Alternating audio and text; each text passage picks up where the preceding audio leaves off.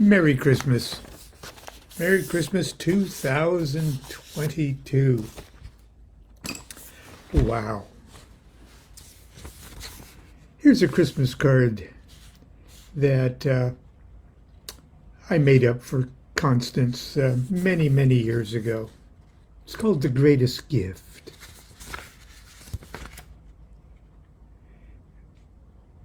It's an old Satan Nick greeting card.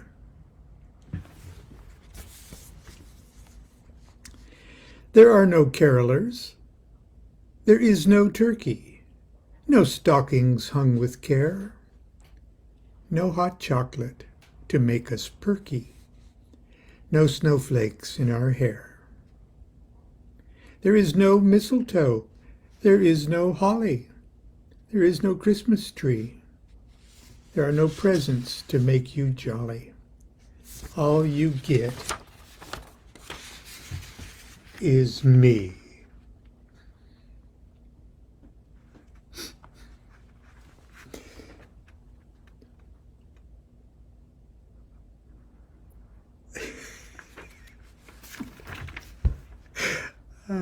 Merry Christmas, my darling wife. I love you more than ever. Your bloated frog.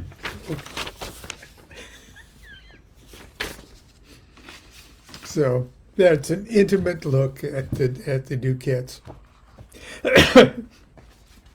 I don't know what. I don't have many Christmas themed things in my books, except one very notable one, which I'm going to share with you today, because this happened 56 years ago, right about now.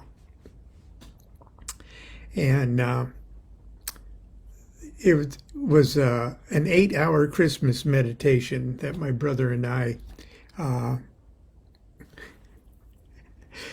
were audacious enough to try, and I'm going to read about it here in a minute. But for many years, or for many years, for 2 years, not consecutive years, but for 2 years, I was chaplain of my Masonic Lodge, Long Beach Lodge number 327 in Long Beach, California. And one of the greatest treats of being a chaplain was, if I wanted to, I'd write my own prayers for the Masonic meetings. And so there's prayers that open up every stated meeting. And so throughout the year, if there were themed things, New Year's,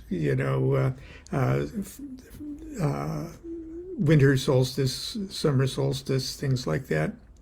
And then there were special things, like when the Grand Master would come visit or something, or there would be a state lecture or something like that. I got to write a separate prayer to open those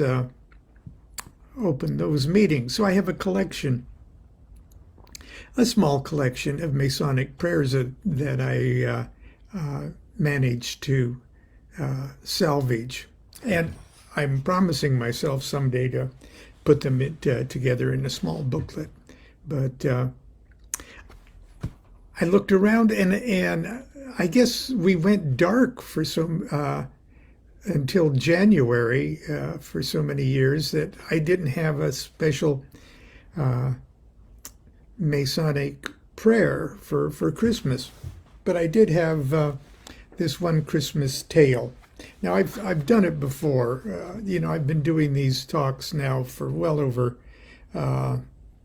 since the pandemic began. So we're going on 2 years of these daily talks. So I'm sure, when I read My Life with the Spirits, that I read this story. Also, My Life with the Spirits is in audiobook now too, and I got to listen to someone else, vocal actor, read that chapter just last night. I listened to it. it's so much fun to listen to somebody else uh, read your own stuff. But anyway, let me kind of set up the stage for this Christmas tale. Uh, I moved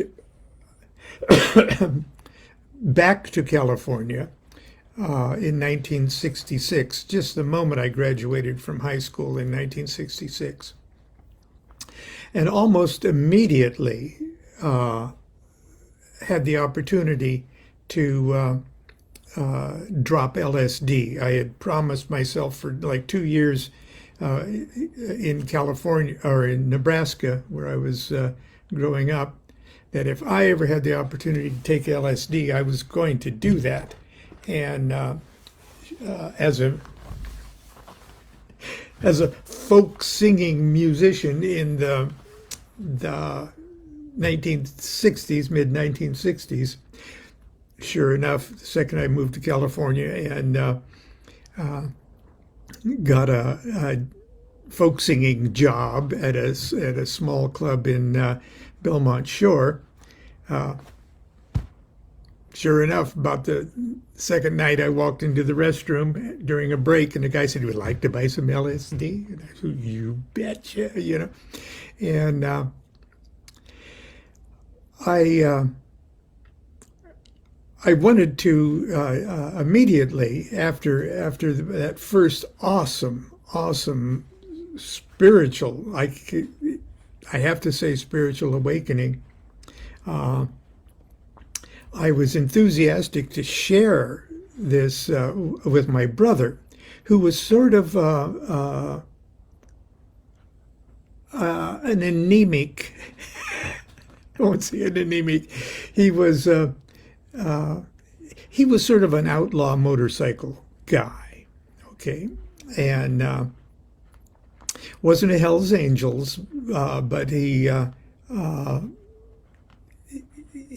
was a pretty wild guy. So he wasn't really spiritually inclined, but he had a terrible motorcycle accident the night that I took acid for the first time. And after I felt good enough to walk back to his house, I found out that he was in the hospital in serious condition. He had ran into the back of a car that had slammed on its brakes, flew over the top of that car and landed on his head, landed on his face. In the car in front of him, terribly injured. They had to rebuild his head from the inside. And so I was still frying on acid when I went to the hospital to visit him, and I saw his face for the first time, and I'm still on acid, which made it look supernaturally hideous. And I said, "Oh my God, you look awful." He says, "Thanks a lot." But shortly afterwards, I said, "I'm glad you're going to get better and everything else, but as soon as you get better and they release you, you and me are going to have to take acid together, okay? Because this is awesome. This is going to change your life. It's going to change everything." And sure enough, he got out of the hospital in short order. And as soon as he was untraumatized enough, I turned him on to acid. And sure enough, it was an excellent life-changing event. He saw the same show I saw, and both of us started to dip heavily into Eastern mysticism and things like this. Heavily, what can you do in a few weeks, But we said, this up here is the big show, And So we got interested in yoga and things like that, and started to take the self-realization fellowship lessons and attending the this is the Yogananda, Paramahansa Yogananda outfit, and hanging out with yogis, because we knew we were going to have to yogi our way into this show, because the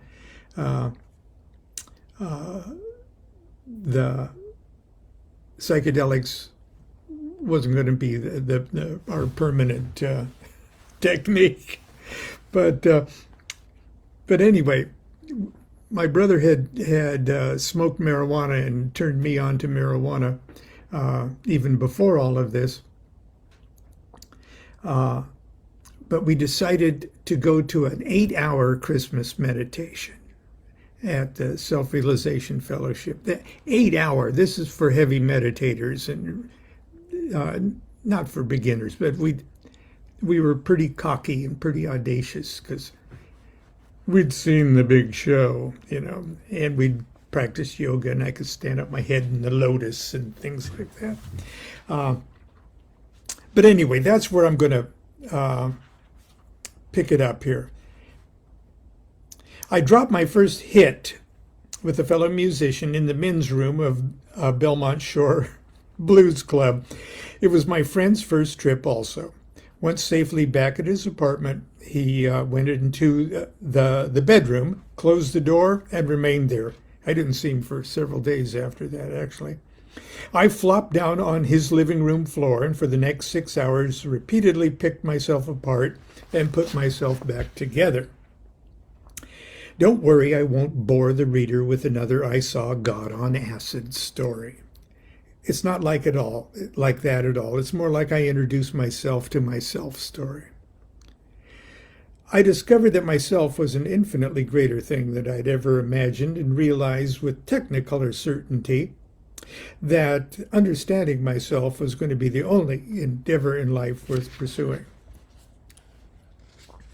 By daybreak, the doors of perception had closed enough for me to put on my shoes and walk across town to my own apartment. Everything looked different. Trees and shrubs radiated luminous auras. Telephone and power lines were coiled around with bright red and green magnetic bands.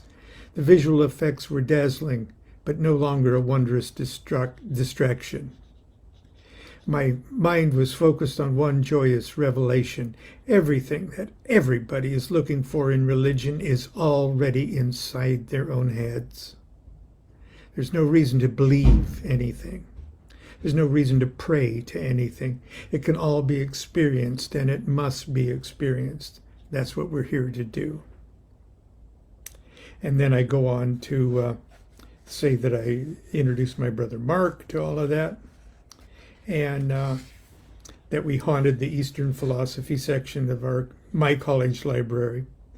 And Mark started to investigate the yoga stuff and got us introduced to that. Okay, I'll pick up the next section. We put ourselves on an experimental vegetarian diet and started practicing the physical exercises from the Swami Vishnu Devananda illustrated book of Hatha Yoga. We weren't bad. Both of us were surprisingly limber and could sit in a full lotus for what we considered a long time. I could even stand on my head in a full lotus position and demand someone quick take my picture. Now, I've showed this to you before. Just recently, I believe I've showed you this before. Quick, take my picture. It looks like a bloated frog there, too.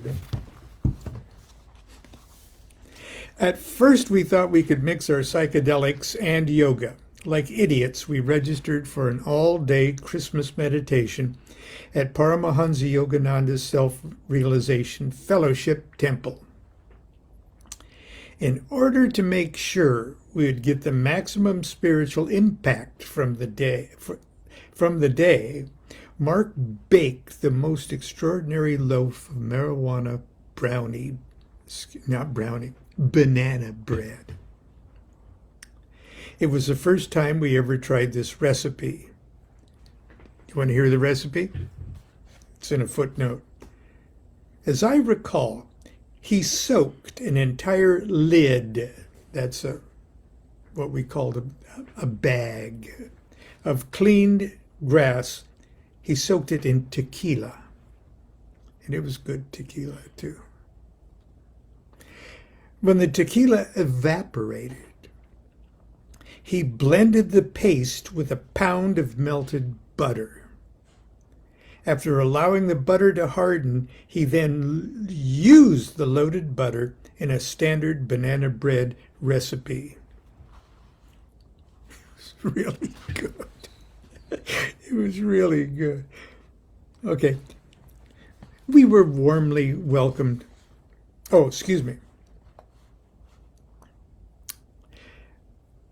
It was the first time we ever tried this recipe, so we were unsure how it would affect us. It was very tasty, so delicious, in fact, we couldn't believe that it could be very potent. Just minutes prior to entering the temple, we sat in the car and gorged ourselves on the whole loaf. And I digress here for a second. We started by saying, well, let's just have a little piece in the car, maybe at the break, the 2-hour break. We'll come out, nibble a little more. That was our plan. But when we ate it, it tasted so good, and we couldn't sense that there was much marijuana-y kind of taste in it. It just tasted like insanely exotic banana bread. So we ate another piece, and there was just about a third of it left. And still, we weren't coming on or anything else. So we said, let's finish off the whole thing because that recipe probably doesn't work. And so we finished off the whole loaf. We were warmly welcomed by a serene-looking monk who ushered us into the meditation room. In the east was a small altar displaying portraits of the line of SRF gurus. That same line of gurus appears, I think there's Paramahansa Yogananda, there's his guru Sri Yukteswar, there's Sri Yukteswar's guru Lahiri Mashai, and there is Lahiri Mashai's guru Babaji. All four are on the cover of the Sgt. Pepper's Lonely Hearts Club Band. Facing the altar were 5 or 6 rows of straight-backed wooden chairs with padded seats. A neatly folded blanket hung over the back of each chair. "Do we have to sit in these chairs?" I asked with affected humility. "We would prefer to sit on the floor in our asana." The monk looked at us incredulously. "My friends, this is an 8-hour meditation. I'm sure you'll be more comfortable seated in chairs for that amount of time." "We'll be the judge of that," my brother Mark replied with patronizing giggle. We couldn't understand why the monk didn't believe we preferred to meditate on the floor with our legs locked in a full lotus position, like real yogis. "What kind of yogis are these?" Mark thought. By now the banana bread was taking effect, and I could read his mind. "Yeah," I mentally answered. "He must think we're some kind of white guys." The monk showed us where we could sit on the floor and informed us there would be a break in 2.5 hours, in case we wanted to move to chairs at that time. "We'll be fine," I assured him. Within a few minutes, the little chapel was filled with neatly dressed devotees. None of them elected to join the 2 real yogis on the floor. the monk said a few words about Christmas being a very spiritual season and quoted a little from the writings of Yogananda. Then we all chanted a few of the order's cosmic chants and settled in for the first 2.5-hour period of silent meditation. Mark and I immediately realized it was a big mistake to have eaten all the banana bread. We were painfully high. We turned to one another and looked helplessly at each other's bulging yellow eyes and mentally screamed, "We gotta get out of here." Nevertheless, we closed our eyes and tried to be troopers. Our legs soon fell asleep, and without the distraction of pain, so did I. I guess I was snoring pretty loudly when Mark jabbed me in the ribs with his elbow. The monk opened one eye and silently glowered at us. It was absolutely amazing. He could read our minds too. We squirmed and dozed through the longest 2.5 hours of our lives and quietly slithered to the car during the first break. We would not return to finish the Christmas meditation. For the next few months, psychedelic experiments would remain the centerpiece of our spiritual exploration. The dramatic events of our day at Joshua Tree would be the culmination of this period. And I talk about that fateful day in Joshua Tree at the very beginning of the book. Anyway, I know you've heard that story before, but for those who haven't, that's my Christmas gift to you. That's my Christmas gift to you. That's all I have to give today. Anyway, until tomorrow. I'll probably have to do tomorrow's from the parking lot because we do some after Christmas card shopping early the day after Christmas. So probably from the car or from the corner of Pete's Coffee in a place in Sacramento that we hardly ever visit. But hopefully I'll be here tomorrow. Until then, continue to be good to yourself. Enjoy your Christmas dinner. Perhaps it'll include some banana bread for dessert. Do what thou wilt shall be the whole of the law. Love is the law. Love under will.